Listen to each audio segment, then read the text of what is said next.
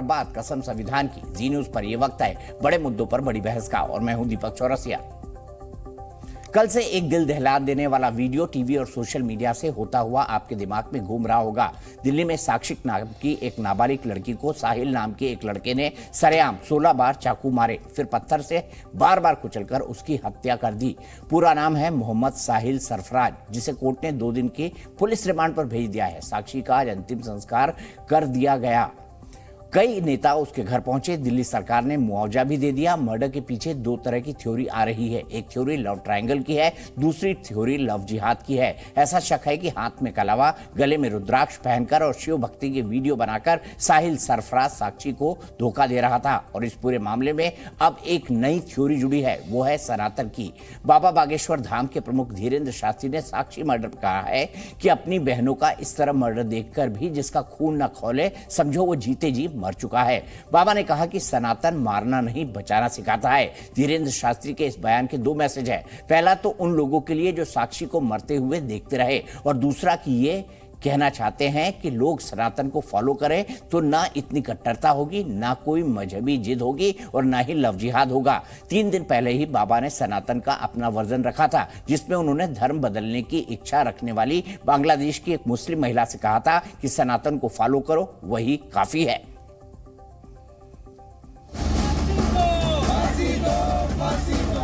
लोग हमसे कहते हैं कि आप विवाद, लोग हमसे कहते हैं कि आप दंगाओं जैसी बात। अपनी बहनों का जब हम ये हाल देखते हैं तो शायद इस दुनिया का कोई भी भाई होगा जिसका खून ना खोले, और इसको देखकर खून ना खोले तो जीते जी मर चुका है। उनके परिवार को आश्वासन देते हैं कि उसको कठोर से कठोर सजा दिलवाने की कोशिश करें। देखा तो हिंदू तरीके से वो रहता था, क्योंकि उसके सारे दोस्त हिंदू के तरीके से रहते थे, तो उनकी कम्युनिटी में रहता था। और जहाँ घटना स्थल हुई और वो उसका अड्डा था वहाँ। उसने जैसा करा है उसको ऐसी सजा मिलनी चाहिए। कैसी सजा की मांग करती हैं? जैसा चाहो ऐसा करवा सकते हो, मार दो, कुछ भी कर दो। इसीलिए हम भरोसा सनातन पर करते हैं कि हमारा सनातन मारना नहीं, हमारा सनातन बचाना। मुझे लग रहा है कि सनातन धर्म के अलावा कोई धर्म हो ही नहीं सकता। आप रो मत, आप चुप हो जाओ, आप रो मत। नाम में इतना सुकून मिलता है कि मेरे को इतना बरसों से इतना सुकून नहीं मिला। इसी धर्म में सनातन किसी दबाव में, किसी के कहने पर, मैंने किसी मजबूरी से भी नहीं आई हूँ, किसी के दबाव में भी नहीं आई हूँ। मैंने बस किसी ने बुलाया तो नहीं है? नहीं। हम आपसे ये भी कहेंगे कि अगर आप चाहो तो जरूरी नहीं है कि आप अपना मजहब बदलो। नहीं, हमको बदलाना है। आप क्या चाहते हैं? मैं चाहती हूँ इस धर्म में आऊँ और आपको हमारे भाई बनाऊँ।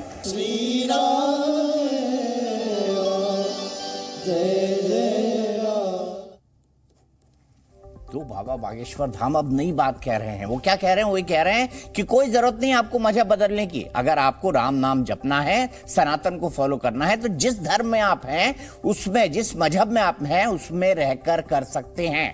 अब बाबा ये बात कह रहे हैं, ये उनका 2.0 वर्जन है। इससे पहले वो कई और बातें भी कहा करते थे, और उस पर उनके ऊपर आक्रमण भी होता था। आरजेडी ने तो उनको एक आतंकवादी जो था अमृतपाल, उससे कंपेयर कर दिया था। खैर, उस डिस्कशन में मैं नहीं जाता हूं। इसी पक्ष पर बात करने के लिए कि जो कट्टरता समाज में है, ये किस तरफ से है, किस तरह की है, कितनी मजहबी है, कितनी मजहबी नहीं है, क्या सनातन आपको पेशेंस सिखाता है, इन्हीं तमाम चीजों पर बात करने के लिए विश्व हिंदू परिषद के विनोद बंसल जी, राष्ट्रीय प्रवक्ता, मेरे साथ हैं। मेरे साथ कलीमुल हाफिज साहब हैं, जो कि एक पॉलिटिकल एनालिस्ट है और साथ ही साथ कई सारे मुद्दों पर बात करते हैं। महंत नवल किशोर दास जी मेरे साथ हैं, अखाड़ा परिषद से जुड़े हुए हैं। शिवम त्यागी जी मेरे साथ हैं, पॉलिटिकल एनालिस्ट हैं। असगर भाई मेरे साथ हैं, असगर खान साहब एडवोकेट हैं, दिल्ली से हमारे साथ जुड़े हुए हैं। और अतीकुर रहमान साहब इस्लामिक रिसर्चर हैं, मुंबई से मेरे साथ जुड़े हुए हैं। सबसे पहले शुरुआत बंसल साहब मैं आपसे करता हूं, और मेरा बड़ा सीधा सवाल है, सनातन अगर होता तो शायद ये कट्टरता न होती, ऐसा कहना है बाबा बागेश्वर धाम का। आप एग्री करते हैं इस बात से? और क्या ऐसा किसी दूसरे धर्म में रहते हुए हो सकता है कि आप राम नाम ले लें, भगवान की पूजा कर लें, कोई दिक्कत नहीं, आप जो मजहब फॉलो करते हैं करें। क्या ये दूसरे मजहबों में या धर्मों में होता है, रिलीजन्स में होता है? दीपक जी देखिए, exceptions are always there, but ये बात कह सकते हो कि हिंदू धर्म कभी ये नहीं सिखाता, ना ही ऐसा कभी ऐसे क्रूअल लोग आपने हिंदू धर्म के अंदर देखे होंगे जो कि इस तरह से जो है ना बीभत्स कांड सरेआम करने के दुस्साहस कर सके। आप देखिए कि न सिर्फ उसने चाकुओं से गोदा, बल्कि उसके बाद में पत्थरों से मारा, लातों से मारा। ऐसा बहसीपन जो सवार जिसके अंदर हो जाता है, जो खून सवार हो जाता है, ऐसे को दरिंदा कहना भी मुझे लगता है वो किसी दरिंदे का भी अपमान होगा, जिस तरह की जो कांड इसने किया है ना। अब लेकिन मजे की बात यह है दीपक जी कि ये इतना सब विभत्स होने के बाद, देश की राजधानी के अंदर होने के बावजूद भी दो बातें बड़ी महत्व की हैं कि एक तो वहां से जो गुजरने वाले लोग हैं उनमें से किसी का कोई साहस नहीं हुआ उसको पकड़ने का, रोकने का या उसको एक मारने का। तीसरी बात यह कि दूसरी बात, ये महत्वपूर्ण बात यह है कि आखिरकार पुलिस प्रशासन शासन का खौफ क्या दिल्ली में बिल्कुल समाप्त हो गया? दिल्ली के अंदर ये पहली घटना नहीं है दीपक जी। मैं आपको बताऊं, देखिए कि 2022 पिछले 2 साल के अंदर ही ये मनीष जाटव, हीरालाल गुजराती, अंकित सक्सेना, गोपाल, रिंकू शर्मा, डब्लू सिंह, बादल त्यागी, पंकज नारंग, ध्रुव त्यागी, आदर्श नगर का राहुल राजपूत, आलोक कुमार, ये ऐसे एक लंबी फहरिस्त मेरे पास है जिसमें कि इस्लामिक जिहादियों ने षड्यंत्र पूर्वक हिंदुओं को मारा। और आज भी जो है ना जिस तरह से ये पहचान छुपा करके ये जो कांड कर रहे हैं, ये तो बेसिकली एक इस्लाम का जो निकृष्टतम रूप है वो भी दिखा रहे हैं। आप देखिए कि व्यक्ति एक तरफ तो कह रहा है मैं मुसलमान हूं और दूसरी तरफ कलावा दिखा करके छलावा कर रहा है, रुद्राक्ष की माला पहन करके लोगों को ठग रहा है, और तीसरा ऊपर से जाकर के सड़क के ऊपर सरेआम जो हिंसक पशुओं से भी ज्यादा बदतर व्यवहार कर रहा है, और उस पर सारे के सारे सेकुलर ब्रिगेड वाले शांत हैं। कमाल की बात है, ना कोई पॉलिटिकल लीडर कोई इसमें आगे आ रहा और न ही कोई जो जिहादी जो तंजीमें हैं वो सामने आ रही। क्या आखिरकार इसको इस्लाम से हम खारिज करते हैं, हम कहते हैं इसका अंतिम संस्कार नहीं करेंगे। कोई तो साहस करे, कम से कम कोई तो कहे कि इसका मैं मुकदमा लड़ूंगा मैं। अतीकुर रहमान साहब के पास चलते हैं। अतीकुर रहमान साहब इस्लामिक रिसर्चर है, क्या कहेंगे अतीकुर रहमान साहब? कोई तो आगे आके कहे कि भाई हम इसका समर्थन नहीं करते, और दूसरा कि हम इसको मानते भी नहीं है, हम नहीं करेंगे इसका अंतिम संस्कार। कोई तो इनिशिएटिव लेना अतीकुर रहमान साहब। अपनी गलतियों पर आप खामोश हो जाते हैं, ये पुरानी आदत है। मतलब दीपक जी, आपका ये मानना है कि हम कोई भी ऐसी दरिंदगी का विरोध नहीं करते हैं, हम समर्थन करते हैं, ये आपका कहना है? नहीं, मेरा ये कहना नहीं है। आप आंखें बंद कर लेते हैं, देखना ही नहीं चाहते उस तरफ। अपने समाज की गलतियों को आप लोग छिपाने की कोशिश करते हैं। आप देख रहे हैं मुझे, मेरी आंखें खुली हुई हैं, मेरी आंखें खुली हुई हैं, और विनोद बंसल जी को मैं हाथ जोड़कर विनती कर रहा हूं कि आप मेरी बात पूरी सुन लीजिए।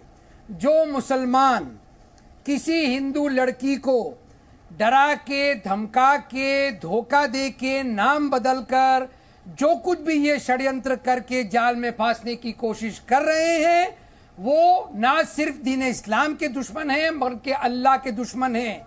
और अल्लाह इन लोगों को, आप मानते हैं ना ये कर रहे हैं, ऐसा हो रहा है लगातार।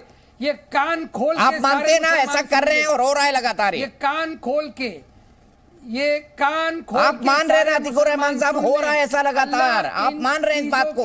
जवाब दीजिए इसका। अल्लाह इन चीजों की इजाजत नहीं देता है।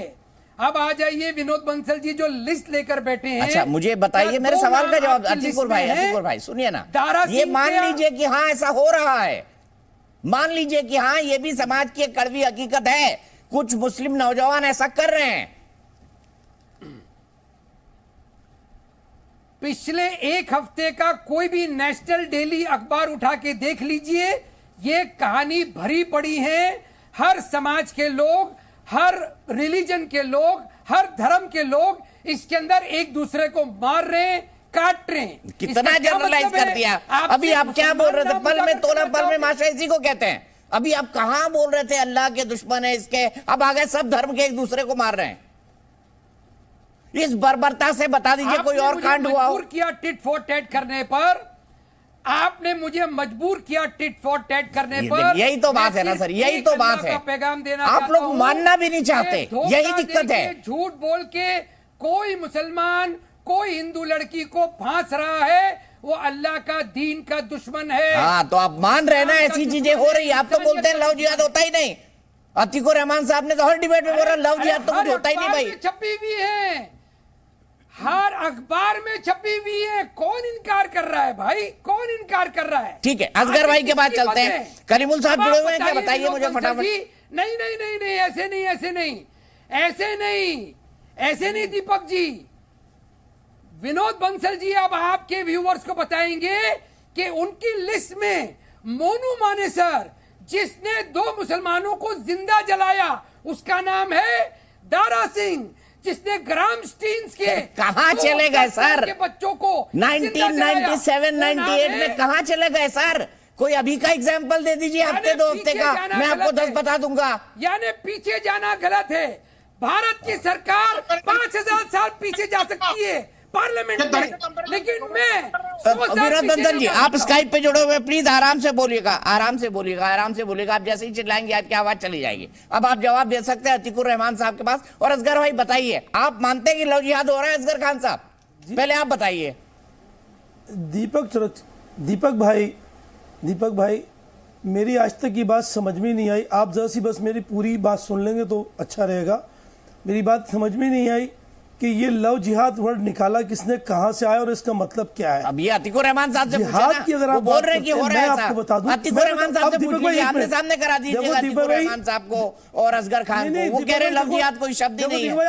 आपने जैसे बंसल साहब को सुना ना, आपने जैसे बंसल साहब को सुना वैसे हमें सुनिए। बोलिए, 1 मिनट बोलिए, लगातार बोलिए, मैं एक शब्द नहीं बोलूंगा, उप नहीं करूंगा।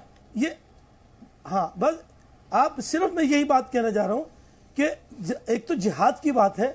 जिहाद उस जद्दोजहद का नाम है जो सच्चाई के लिए है। अगर आप उसको सच्चाई का प्यार मानते हैं तो ठीक है, फिर तो सच्चाई का प्यार है।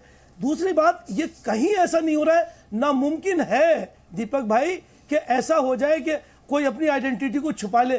कोई नहीं छुपा सकता। अगर कोई हिंदू किसी के ऊपर चार्ज लगा रहा है तो वो गलत है, कोई मुसलमान किसी हिंदू पे चार्ज लगा रहा है वो भी गलत है। और सिर्फ ये एक वारदात है जो उससे अपने आप से जुड़ी है, बहुत गलत है। मैं इस बात को मानता हूं, इसकी कड़ी से कड़ी सजा होनी चाहिए। अगर ये जुर्म साबित हो तो हम कहते हैं, विनती करते हैं। मतलब आप कह रहे हैं लव जिहाद नहीं होता? आप कह रहे हैं लव जिहाद नहीं होता? अतीकुर रहमान साहब कह रहे हैं होता है। सबक हो जो दूसरे लोगों के लिए।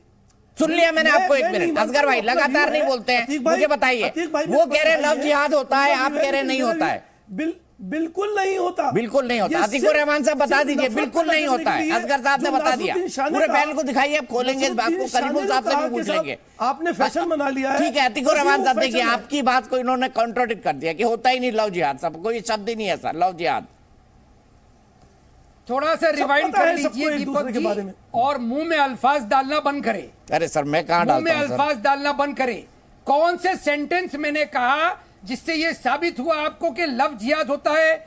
मैंने कहा सिर्फ 1 हफ्ते के नेशनल डेली न्यूज़पेपर्स उठा के देख लीजिए, सारे किस्से भरे हुए हैं। हिंदू लड़का, हिंदू लड़की, मुसलमान लड़का, मुसलमान लड़की, हिंदू, अरे क्रॉस भी कर लीजिए। अच्छा ठीक है, ठीक है, कोई बात नहीं, कोई बात नहीं। विनोद जी मैं 1 मिनट में विनोद जी आपके पास आ रहा हूँ, मैं 1 मिनट में आ रहा हूँ। शिवम त्यागी हाथ उठा रहे थे और महंत जी भी कुछ बोल रहे थे, 30-30 सेकंड उन दोनों को भी दे देते हैं। और मैं आपसे सबसे रिक्वेस्ट करूंगा, अपने आर्गुमेंट छोटे रखें, मेरे सवाल बड़े सीधे होते हैं, बड़ा सिंपल उनका जवाब होता है, कहीं इधर उधर भागने की जरूरत नहीं, और जो दिल में है बोल दीजिए, क्योंकि बाद में निकलता है तो गड़बड़ होती है। जैसे अभी अतीकुर रहमान साहब ने कह ही दिया कि लव जिहाद नहीं होता है, चलिए मान लिया मैंने लव जिहाद नहीं होता है। शिवम त्यागी जी बताइए, होता है लव जिहाद? सब कह रहे हैं नहीं होता ही नहीं ऐसा कुछ। भाई सब धर्म में एक दूसरे को मार रहे हैं, इधर देखो उधर देखो, सब मार ही रहे हैं। देखिए अब इनके कहने ना कहने से तो कुछ होता नहीं। 2012 केरला हाई कोर्ट में इस बात को कहा गया, केरला STF ने इस बात को कहा, अच्युतानंद ने इस बात को कहा, उत्तर प्रदेश में इस तरह के केसेस आए। लेकिन इससे भी बड़ी महत्वपूर्ण मेरे लिए बात है कि साक्षी को जिसने 16 चाकू मारे, जिसका सर कुचल दिया, उस कुचलने और चाकू मारने का जितना जिम्मेदार वो है, उतना जिम्मेदार पैनल पे बैठे हुए जितने भी ये प्रवक्ता हैं, मैं इनको भी मानता हूं। मैं बड़े छाती ठोक के और दावे के साथ कहता हूं कि शफीकुर रहमान जैसे लोग, अतीकुर रहमान जैसे लोग, यहां पर असगर अली जैसे लोग, कलीमुद्दीन जो अभी बोलेंगे, इन जैसे लोग, इन लोगों की वजह से, इन लोगों की मॉरल सपोर्ट की वजह से ही साक्षी और न जाने कितनी बच्चियों को ऐसे ही मार दिया, कुचल दिया, काट दिया जाता है। अगर वो नहीं, ये लव जिहाद है, मुझे बड़ा सीधा सा सवाल बता दीजिए, मैं एक ऐसे इलाके से आता हूं, मेरठ से आता हूं, जहां पर मुस्लिम बाहुल है। अगर होली के दिन किसी पर जरा सा रंग बिगड़ जाए ना, अगर जरा सा रंग बिगड़ जाए तो इस बात पर वहां दंगे हो जाते हैं। कलावा बांध कर आप कर क्या रहे थे? कोई बॉलीवुड एक्टर था वो कि कला वो हिंदू की एक्टिंग करनी थी उसे, या फिर गले में वो बीजमाला पहनकर जो घूम रहा है वो एक्टिंग करनी थी उसे? अगर ये लव जिहाद नहीं है तो ये क्या है फिर? और वो जिम्मेदार नहीं है, सड़क पर जो गुजर रहे थे वो तो जिम्मेदार है ही है, लेकिन इस पैनल पर बैठे हुए ये 3 लोग भी इसके जिम्मेदार हैं, क्योंकि जब आतंकवाद को सपोर्ट करोगे तो आप उसके भागीदार हैं, अगर लव जिहाद का सपोर्ट करोगे तो आप उसके भागीदार हैं। अगर हिंदू बच्चियों को मुसलमान के बच्चे जो है नाम बदलकर, भेष बदलकर, तरीका बदलकर, सब कुछ बदलकर फंसा रहे हैं और उसके बाद मार दे रहे हैं और उसको सपोर्ट कर रहे हैं यहां पर पैनल पर, जी न्यूज पर बैठकर ये लोग, तो ये उसके बराबर भागीदार हैं। अब मैं इनको कितने, या देश की सरकार या देश की अदालतें इनको कितने सबूत है? ये इतने बड़े आलिम फाजिल हैं कि ये मानते ही नहीं लव जिहाद है। मुझे बताइए, इन दोनों के हाथ ऊपर करवाइए, तीनों के करवाइए, पूछिए इनके कौन से के हाथ में कलावा है, दिखाइए। अतीकुर रहमान दिखाना जरा कलावा पहना हुआ है। कलीमुल साहब के बात चलते हैं, वो कुछ नहीं बोले। कलीमुल साहब बोल ठेंगा देखा, ठेंगा है क्या कलावा? तो फिर ये क्यों बांध रखा था साहिल ने कलावा? बताइए ना, ठेंगा है क्या, बताइए। अरे कलावा है क्या हाथ में, बताइए ना। नहीं है ना, क्योंकि आप लव जिहाद नहीं करते, लेकिन जो करते हैं वो पहनकर घूम रहे हैं। गिरफ्तारी का डिमांड करोगे? सलमान बरेलवी, मोनू मानेसर की गिरफ्तारी का डिमांड करोगे? एफआईआर में राजस्थान हरियाणा पुलिस किसी ने आरोपी नहीं बनाया है। आप अपने नैरेटिव के लिए बोलते रहिए, कानून अपना काम करता रहेगा। और अगर आपके पास मोनू मनेसर के खिलाफ आपके पास इतने सबूत है तो मुंबई हाई कोर्ट चले जाइए ना, गिरफ्तार करवा दीजिए मोनू मनेसर को। दिक्कत क्या है अतीकुर भाई? आप नहीं कोर्ट जाओगे, आप नहीं कोर्ट जाओगे, हम कोर्ट चले जाए। हाँ, जनता की अदालत में है ना, मैं तो है ना, जाओगे ना। आप बताइए ना, ये एक चीज बताइए ना, ये जी न्यूज पे जनता की अदालत ही तो है। मैं तो कह रहा हूँ कि आप उतने ही जिम्मेदार हैं।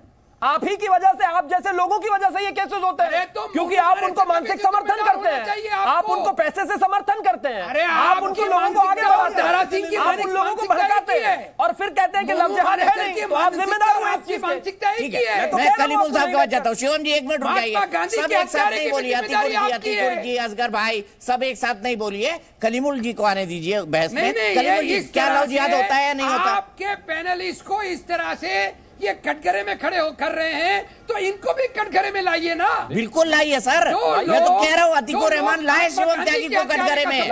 मैं तो कह रहा हूँ अतीकुर रहमान लाए, शिवम त्यागी जी को लगाएं, विनोद बंसल जी को लाएं, सबको कटघरे में लाएं। मैं तो चाह रहा हूँ लाइए इनको कटघरे में, एक्सपोज करिए ये गलत करते हैं तो। ये बहस इसीलिए है अतीकुर भाई, और आप मेरे मेहमान इसलिए करिए एक्सपोज। शिवम त्यागी को कैसे करेंगे बताइए? सपोर्ट लेके बॉम्बे हाई कोर्ट जाइए।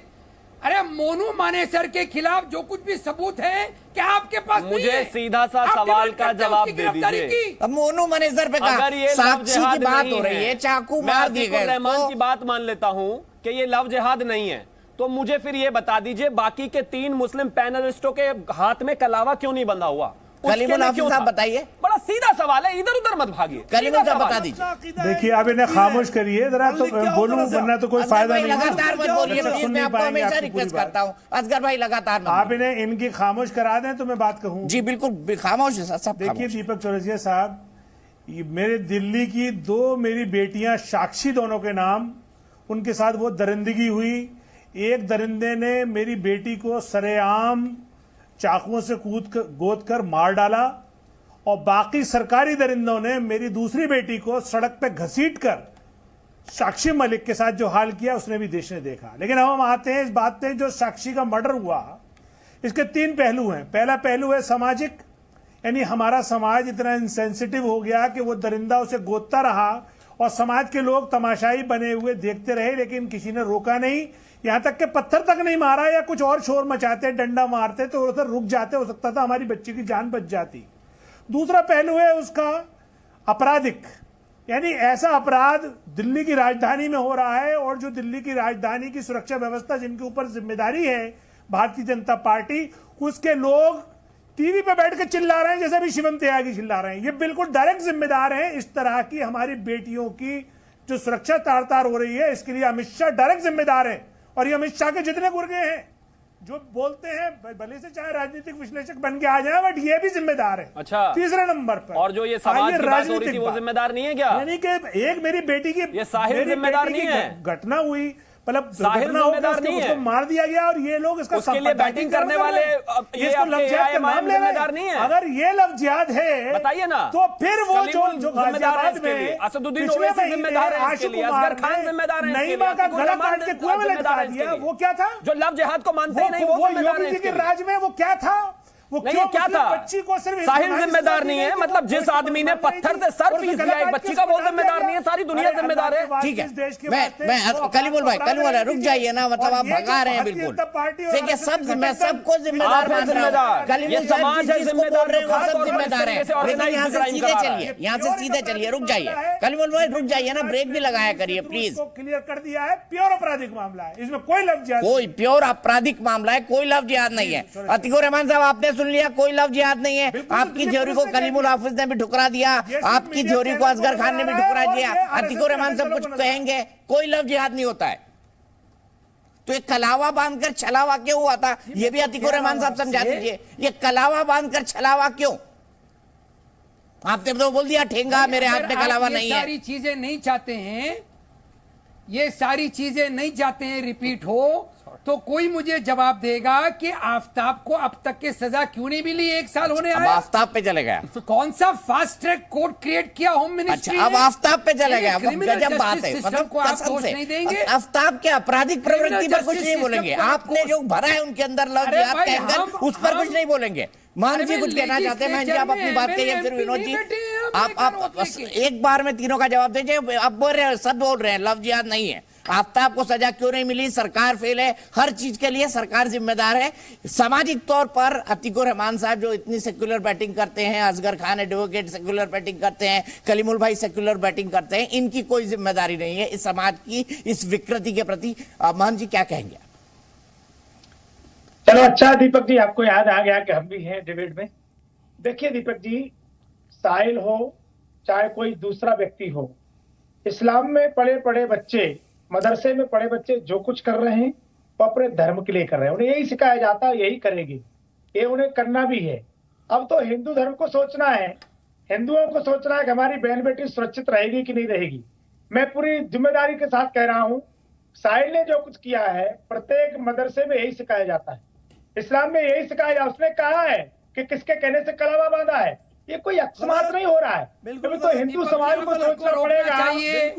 चुप रहिए, समुदाय के खिलाफ यहाँ भी जिहाद समुदाय के खिलाफ यहाँ भी जिहाद चैनल का इस्तेमाल हो रहा है, उसका प्लेटफॉर्म इस्तेमाल हो रहा है, एक समुदाय के खिलाफ ये कोई नहीं करने वाला कर रहे हैं। तमाशा देख रहे हैं, चाहिए तमाशा देख रहे हैं, डायरेक्शन है, इनको रोकना पड़ेगा। ठीक है, ठीक है, ठीक है, रुक जाइए, एक मिनट विनोद बंसल जी, मैं अब आपके पास आऊंगा। अब तीनों ने अपनी बात कह दी। अब बताइए कि आपकी विशेष टिप्पणी इन तीनों लोगों पर है क्या?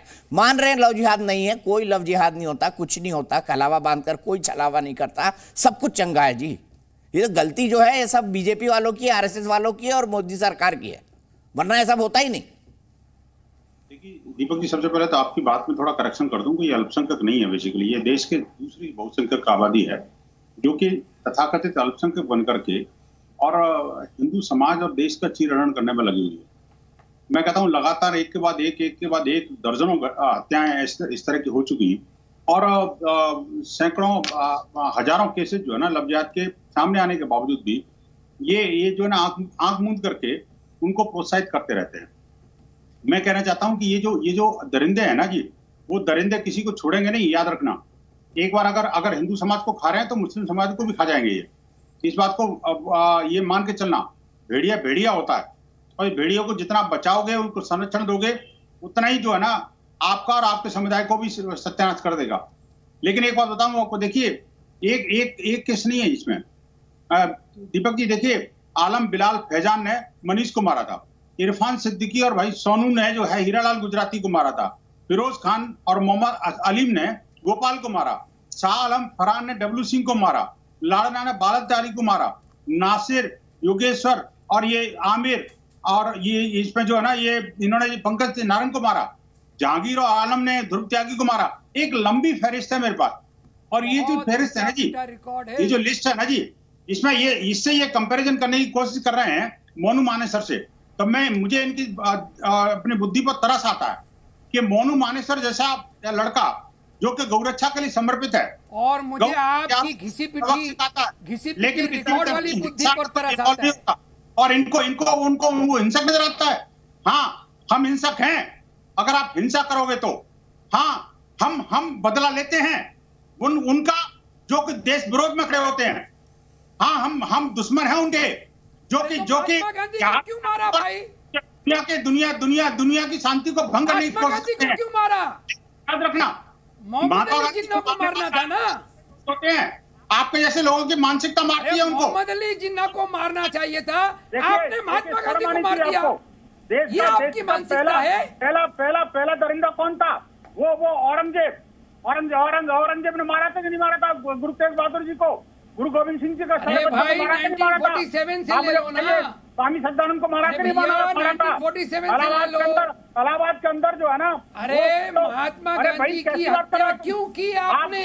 महाराष्ट्र के अंदर रहते हो और आप समर्थन करते हो गोडसे का मंदिर बनाते हो, पूजा करते हो गोडसे की, गोडसेवादी बात कर रहे हो। आपको तर्क नहीं है तो कुतर्क करते हो। कैसे बोलो गोडसे मुर्दाबाद, मैं कहता हूँ औरंगजेब मुर्दाबाद, स्कॉलर लिखा हुआ है। मैं कहता हूँ औरंगजेब मुर्दाबाद। आपकी हिम्मत है गोडसे मुर्दाबाद बोलने की। ये दुश्मनों के साथ खड़े होते हैं। ठीक है, विनोद जी रुक जाइए। कलीमुल हाफिज साहब कुछ जोड़ना चाहते हैं? मैं गोडसे वाली बात पर आता हूँ, रुक जाइए, थोड़ी देर में गोडसे वाली बात पर आएंगे। कलीमुल हाफिज साहब अपनी बात जोड़ लीजिए।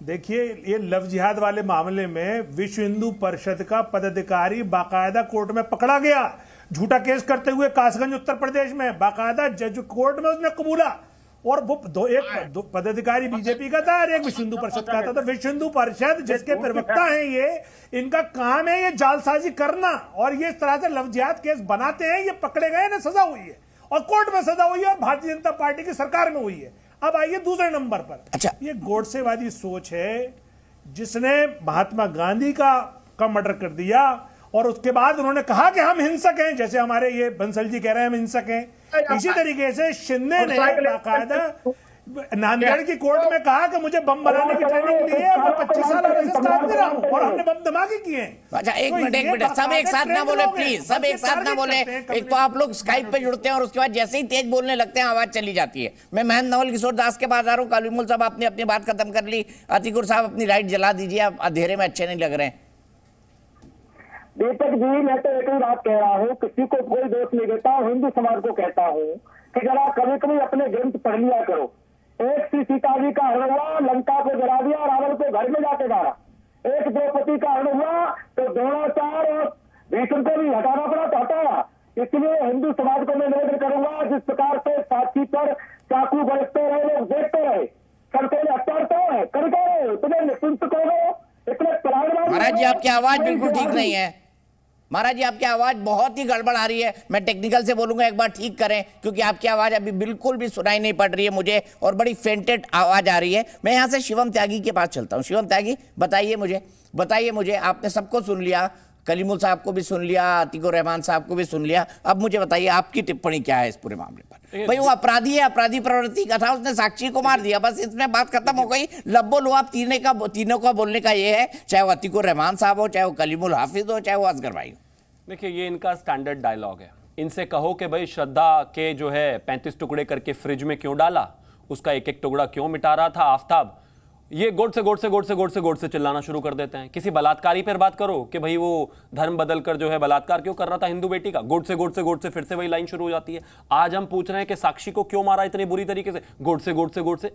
अरे पॉइंट पर जवाब दो। और ये जो 3 चेहरे बैठे हैं, सिर्फ ये जिम्मेदार नहीं है। लव जिहाद को लेकर जब इस देश में केरल डायरी एक फिल्म बनी, तो ममता बनर्जी से लेकर तेजस्वी यादव से लेकर नीतीश कुमार से लेकर अखिलेश यादव से लेकर कांग्रेस से लेकर जितने भी लोग हैं, जिम्मेदार तो ये भी बराबर है ना। क्योंकि अगर एक फिल्म किसी पर्टिकुलर इशू को लेकर अवेयर जनता को करना चाहती है या कर रही थी या करेगी, आप उसको अपने राज्य में माइनॉरिटी अपीजमेंट के लिए बैन कर देंगे, तो कल जब इस देश में किसी साक्षी, किसी श्रद्धा या किसी और सोनिया या आने वाले टाइम में कुछ भी अगर होता है, तो क्या नेता जिम्मेदार नहीं है? क्या इस बात की जिम्मेदारी तय नहीं होनी चाहिए कि जब इस तरह के केसेस इस देश में हो रहे हैं, ये मानने को तैयार नहीं है? इनसे करो किसी भी बच्ची के बारे में सवाल, ये सीधा एकदम बस गोडसे पे पहुंच जाते हैं। अरे भाई, इस पर जवाब दे दो। मुझे अच्छे तरीके से याद है जब कठुआ में रेप केस हुआ था, मेरे देश का पूरा बॉलीवुड और उसकी तमाम जो अभिनेत्री थी वो I am ashamed of being a Hindu इस तरह का प्लाकार्ड लेकर पूरे देश में एजेंडा खड़ा हो गया था। इस तरह का माहौल था। आज जब एक यही मामला हिंदू बेटी के साथ हुआ है तो कितने लोग खड़े हुए हैं और कितना विभत्स है ये। इस तरह की किलिंग तालिबान भी नहीं करता। तालिबान में आपको याद होगा अफगानिस्तान में जिस तरीके से खगोशी की हत्या हुई थी या कुछ एक वीडियोज आए थे आईएसआईएस के, वो भी इस तरीके से आदमी को नहीं मारते जिस तरीके से साक्षी को मारा गया। और कमाल की बात यह है कि ये तीनों लोग बैठकर यहां पर ज्ञान दे रहे हैं हमें, क्योंकि जी फलाने ने उसको मार दिया, उसने उसको मार दिया, उसने उसको मार दिया। जिसने जिसको मार दिया उसकी उसको सजा मिली। बस इतना बता दीजिए कि इन लोगों को जिस तरीके से कम्युनिटी स्तर पर आप जैसे लोगों की मदद हो रही है तो ये तो होना ही है ना। इस तरीके से तो चीजों आगे बढ़ेंगी, क्योंकि सच्चाई कोई फिल्म दिखाए आप देखने नहीं देते, उसका बैन करते हो, सरकारों पर प्रेशर बनाते हो, फिर उसके बाद नेता उसका विरोध करते हैं, उसको बैन कर देते हैं। तो अपने आप को एक्सेप्ट क्यों नहीं कर लेते कि इस तरह की नफरत आपके अंदर है, फैली हुई है। किताबें पढ़ो भाई, किताबें पढ़ो। मैं पढ़ूं किताबें? अरे असगर साहब कमाल ही बात हो गई। मतलब हद हो जाए, शर्म भी शर्मा जाए आप ऐसी बातें करें। बताइए, आप तो वकील है ना, आप तो वकील हैं, पढ़े लिखे भी लगते हैं, पैदा करने के लिए वकील हैं, पढ़े लिखे भी लगते हैं आप तो। मुझे ये बताएं, आपकी तो डिग्री ऑस्ट्रेलिया वाली नहीं है, आप तो पढ़े लिखे भी लगते हैं। मुझे बताइए जरा कि केरला हाई कोर्ट ने इस बारे में 2012 में टिप्पणी की थी कि नहीं की थी? की थी कि नहीं की थी? केरला एसटीएफ की रिपोर्ट सबमिट है कि नहीं है कोर्ट में? कमाल बात है, जवाब नहीं देंगे, जबरदस्ती के लॉयर बने बैठे हैं। उसको सख्त से सख्त सजा दे। नहीं, मुझे बताइए, मैं पॉइंटर पे मैं ना वन साइडेड ऐसा नहीं है। मैं आपकी तरह बुलडोजर नहीं चलाना चाहता, मैं सीधा आपसे सवाल पूछ रहा हूं और सीधा जवाब चाहता हूं। मुझे बताइए, आपको लव जिहाद के कितने रेफरेंसेस विद डेट में आपको दूं? ऐसा है कि नहीं है? नफरत पैदा मत करो। अरे ये जुमलेबाजी रिटोरिक्स से नहीं होती डिबेट भाई। आपको डेटा देना पड़ेगा, तथ्य देने पड़ेंगे। मैं देने के लिए तैयार हूं, आप दीजिए कि नहीं है। आप इस बात में मेरे को डिबेट में दीजिए तथ्य कि लव जिहाद जैसी कोई चीज नहीं है। मैं आपको यहां से 10 तथ्य दूंगा, बताइए। बात कर रहे हैं आप लोगों के खिलाफ कानूनी कार्रवाई। जबरदस्ती की जुमला बात। एक मिनट, चलिए हमने बहुत बहस कर ली, दोनों पॉइंट सरक भी दिया हमने, सामने भी कर दिया। अब मैं बताता हूं कि अतीकुर भाई, मैं आप इस्लामिक रिसर्चर हैं, इसलिए मैं कहता हूं कि इस किताब को जरूर पढ़िएगा। मैं एक किताब को सामने रख रहा हूं और उसके ग्राफिक दिखा रहा हूं, आप प्लीज वो ग्राफिक दिखाइए। ये मैं विचार रख रहा हूं डॉक्टर बाबा साहब भीमराव अंबेडकर के, जिनकी आप सब लोग पूजा करते हैं, हम भी पूजा करते हैं, हम भी उन्हें मानते हैं कि हाँ भारत के संविधान निर्माता वो थे और उन्होंने इस देश के संविधान को बनाया। उन्होंने इस्लाम के बारे में क्या लिखा है अपनी पुस्तक पाकिस्तान और द पार्टीशन ऑफ इंडिया में, मुस्लिम समाज के बारे में जो कुछ लिखा है उसके हिस्से में कुछ आपको बताता हूं। इस्लाम में जिस भाईचारे की बात, भैया पूरा ग्राफिक चलने दो प्लीज, मुस्लिमों की शुरू से पहले से चलाओ ना भाई, ऐसा ना करो प्लीज। इस्लाम में जिस भाईचारे की बात कही गई है वो सिर्फ मुस्लिमों का मुस्लिमों से भाईचारा है, दूसरे धर्म वालों से नहीं। मुस्लिमों की सोच में लोकतंत्र के कोई मायने नहीं है, सोच का यही स्तर है। मुसलमानों में बुराइयों के होने से ज्यादा दुखद उन बुराइयों को सुधारने की चेतना का मन नहीं होना है। हिंदुओं में बुराइयां हैं लेकिन मुसलमानों में इसके लिए कोई सुधार नहीं है, जबकि हिंदू समाज ने इसके लिए लगातार सुधार किया है। मुस्लिम सोचते हैं कि उन्हें हिंदुओं से हमेशा संघर्षरत रहना चाहिए, इसी से उनका प्रभुत्व सिद्ध होगा। जहां मेरे साथ सब अच्छा वही मेरा देश वाली अवधारणा मुस्लिम समाज के अंदर नहीं है। बाबा साहब ने बात लिखी थी, मेरे ख्याल से 1930 और 35 के बीच में ये पुस्तक का पहला संस्करण आया था। क्या कहेंगे सर बाबा साहब की इस टिप्पणी के बारे में, जिनको आप लोग पूछते हैं? इस्लाम के मॉडल नहीं थे। मैं कल साहब आ रहा हूं, अतीकुर साहब रिसर्चर है इसलिए उनकी रिसर्च का मैं थोड़ा ज्ञान लेना चाहता हूं। असगर साहब ज्ञानवर्धन करे मेरे दर्शकों। धन्यवाद, बड़ी ज्ञान की बात आपने की। और आप, मैं सर ये मैंने नहीं की सर, ये बाबा साहब भीमराव अंबेडकर लिख कर गए हैं, मैंने नहीं कहा। ये बाबा साहब भीमराव अंबेडकर लिख कर गए अपनी किताब में। यस, मैं जानता हूं, मैंने पढ़ा है और आप इसको अच्छी तरह से सपोर्ट कर रहे हैं। आपके पैनल पे जो दूसरी तरफ के लोग बैठे हुए हैं ये भी इस चीज को मान रहे हैं कि इस्लाम के अंदर डॉक्टर अंबेडकर ने कहा और लिखा कि कोई सुधार की गुंजाइश नहीं है। ये आप मानते हैं? ये आप मानते हैं? अरे वो कह रहे सुधार हो ही नहीं सकता है इनके अंदर, क्योंकि इनका काम ही झगड़ना है, इनका काम ही संघर्ष करना है। डॉक्टर अंबेडकर की इस राइटिंग को आप मानते हैं?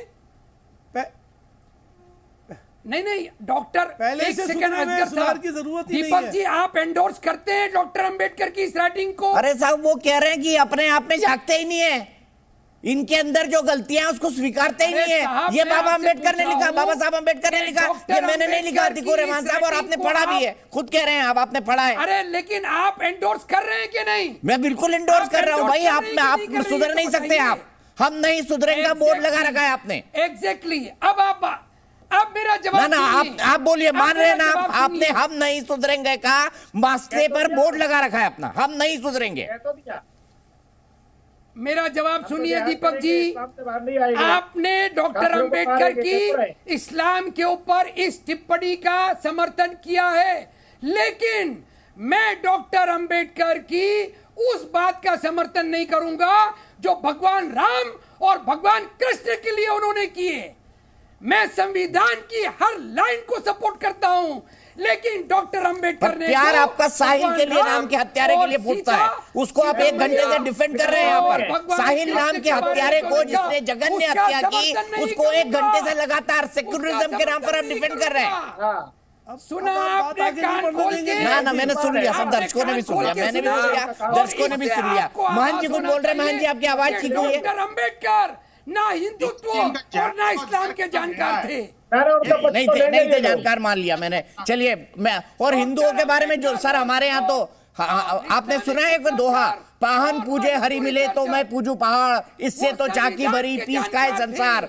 इसमें यह है कि अगर पत्थर को पूजने से भगवान मिलेंगे तो मैं पहाड़ को पूजूंगा, क्योंकि इससे भली तो चक्की है जिससे आदमी रोग आटा खा लेते हैं। हिंदुओं में उनको भी भगवान माना जाता है, जिन्होंने ऐसा लिखा हमारे धर्म के बारे में। हम तो उनको भी आदर करते हैं, हम उनका भी आदर करते हैं, उनको भी भगवान मानते हैं। आप लोग मानते हैं क्या? आपको तो लगता है क्या सर तन से जुदा? ये तो उससे बाहर जाएंगे ही नहीं। इनका तो एक ही काम है, काफिरों को मारो। कलीमुल साहब कोई लाइन जोड़ना चाहते हैं, उसके बाद मैं शिवम के पास जा रहा हूँ। मान जी आपकी आवाज नहीं सुधरी अभी तक जी।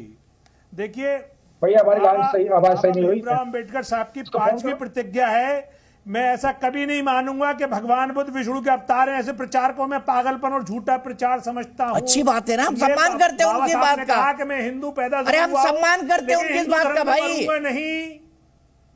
हाँ तो हम सम्मान करते हैं उनकी बात का। हम में सहने की ताकत है, आप में है क्या, बताइए।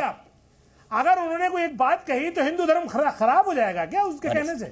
अरे सर, कितना मतलब कितना प्यार आ गया आपका एक हिंदू धर्म के लिए, कितना प्यार आ गया कलीमुल भाई हिंदू धर्म के लिए आपके मन में। सम्मान करता हूँ इस प्यार का मैं। दीपक चौरसिया जी, आप तो पंडित भी हैं।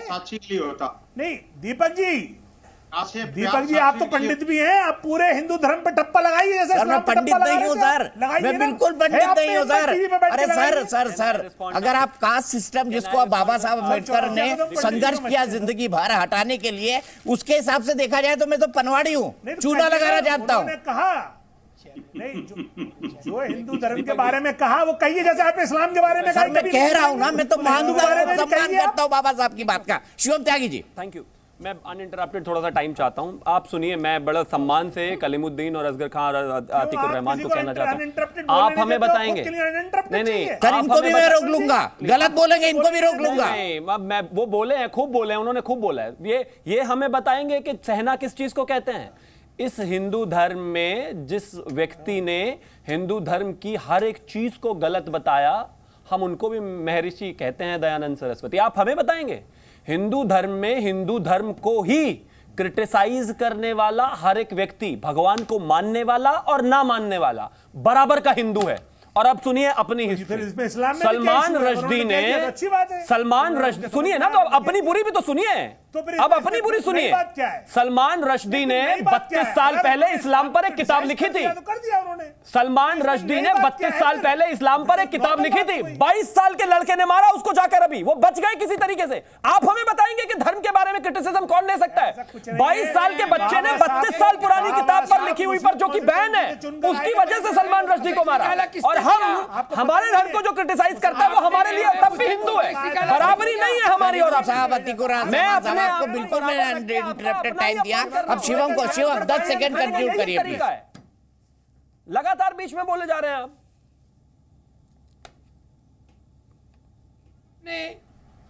क्या गुनाह था उनका? किसका? कॉन्स्टिट्यूएंसी से जिता के कॉन्स्टिट्यूएंट सलमान रश्दी का क्या गुनाह था? क्या बात कर रहे हैं? सलमान रश्दी का क्या गुनाह था बताइए? सलमान रश्दी का क्या गुनाह था? किताब लिखी थी ना। मैं यहीं पे रुकता हूँ, हमारे ऊपर भी भाई देखिए, जनता जनार्दन होती है, उसी को जज करने दीजिए। आपने सबकी बातें सुनी, सबका तर्क सुना। मैं सिर्फ यही कहूंगा, विचार जरूर करिएगा, सोचिएगा जरूर किसने क्या कहा और किसने क्या बोला, उसी से आप निष्कर्ष पर पहुंचेंगे।